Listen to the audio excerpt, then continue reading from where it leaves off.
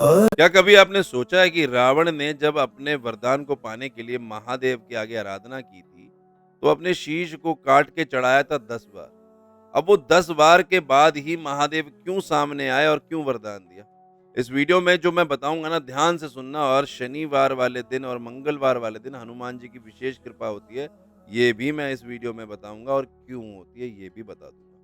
ध्यान से समझना कि हमारे ना शास्त्रों में ना 11 रुद्र हैं, और ये रुद्र ना एक्चुअली में कहा जाता है ये डिस्ट्रॉयर्स है। मतलब ये किसी भी चीज़ का खात्मा कर सकते हैं। मतलब सृष्टि में अगर कोई चीज़ है, अगर उसको खत्म करना है, तो इन्हीं रुद्रों की आपको आवश्यकता पड़ेगी।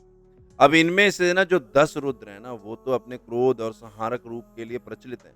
बट जो 11वें रुद्र हैं ना, भव, वो एक्चुअली अस्तित्व के कारक हैं। मतलब किसी भी चीज़ का अस्तित्व है ना, तो वो रुद्र की वजह से होगा। 11वें रुद्र यानी कि भव की वजह से होगा।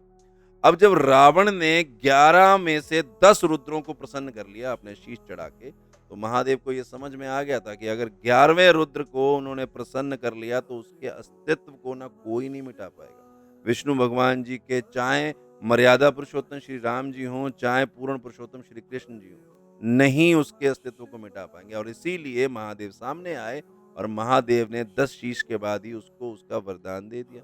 क्योंकि भव जो है 11वें रुद्र हैं, वो प्रसन्न नहीं हो पाएँगे, और भव के रूप में हनुमान जी आए। इसीलिए 11वें रुद्र अवतार है। और आप जानते हैं कि रामायण जब आप पढ़ते हैं, सुनते हैं, हनुमान जी की जो प्रेज़ेंस है श्री राम जी के साथ में, वो उतनी ही इम्पोर्टेंट है जितनी श्री राम जी की है। वो उनके भक्त हैं, पर रामायण में आप ये समझ लीजिए, हनुमान के बिना भी अधूरी है, और श्री राम जी के बिना तो ख़ैर है ही अधूरी।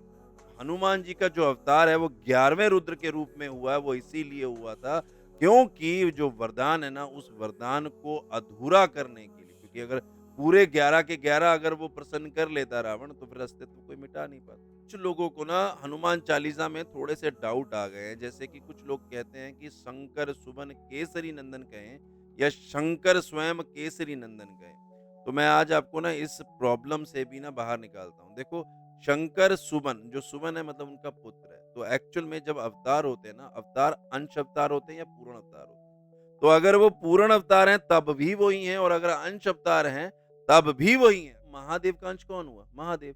तो अगर आप सुमन बोल रहे हैं तब भी ठीक है, और स्वयं बोल रहे हैं तब भी ठीक है। शनि देव को लंका से छुड़ाया था, इसीलिए शनिवार वाले दिन हनुमान जी का प्रचंड जो एक प्रभाव है ना, वो रहता है। और मंगलवार तो आपको पता ही है, मंगल तो है ही हनुमान जी का, इसलिए इन दोनों दिनों में विशेष कृपा भी